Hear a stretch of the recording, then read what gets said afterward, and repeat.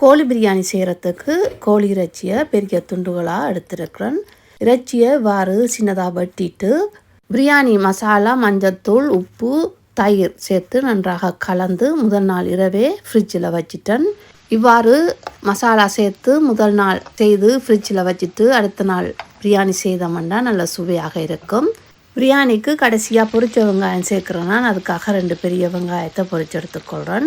பிரியாணி செய்கிறதுக்கு கொஞ்சமாக எண்ணெய், நெய் சேர்த்து சூடாகினதும் கருவேப்பட்டை, பிரியாணி இலை, வெங்காயம் சேர்த்து பொன்னிறமாக பொரிய விட வேணும். பொன்னிறமாக வந்ததும் இஞ்சி உள்ளி இடித்து சேர்த்துருக்கிறேன். மல்லி இலையும் புதினா இலையும் சேர்த்து கொஞ்சம் நேரம் வதங்க விட வேணும். வதங்கி வந்த பிறகு தக்காளி பழம், உப்பு சேர்த்து தக்காளி நல்லா வதங்கும் வரைக்கும் விட வேணும்.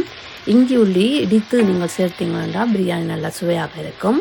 தக்காளி வதங்கி வந்ததும் கோழி இறைச்சி சேர்த்து நன்றாக கலந்து 5 நிமிஷம் வதங்க விட்டுக்கொள்கிறேன். உங்களுக்கு உரைப்பு இன்னும் அதிகமாக தேவையாண்டால் நீங்கள் இதில் தனி மிளகாய்த்தூள் சேர்த்துக்கொள்ளலாம். 5 நிமிஷம் நல்லா வதக்கின பிறகு மூடி போட்டு திரும்ப 5 நிமிஷம் அவிய விட்டுருக்குறேன். கோழி இறைச்சியை 10 நிமிஷம் நல்லா அவிய விட்ட பிறகு பாஸ்மதி ரைஸை சேர்த்து 1 கப் அரிசிக்கு 2 கப் தண்ணி சேர்த்து நன்றாக கலந்து தேவையான அளவு தேசி புளி சேர்த்து மூடி போட்டு கொஞ்ச நேரம் நன்றாக அவிய விட வேணும். பிரியாணி இப்போ தயாரான பிறகு உடனே நீங்கள் இவ்வாறு கிளறினீங்கன்னா சோறு உடைய பார்க்கும். நல்லா ஆறின பிறகு கிளறிக்கொள்ளலாம். கடைசியாக பொரிச்சு வச்சிருக்கிற வெங்காயத்தை சேர்த்து நன்றாக கலந்து பரிமாறலாம். இந்த பிரியாணிக்கு கத்திரிக்காய் பொரிச்ச சம்பல் செய்த நான் எப்படி செய்த நான்ன்றதை அடுத்த பதிவில் பதிவிடுறேன்.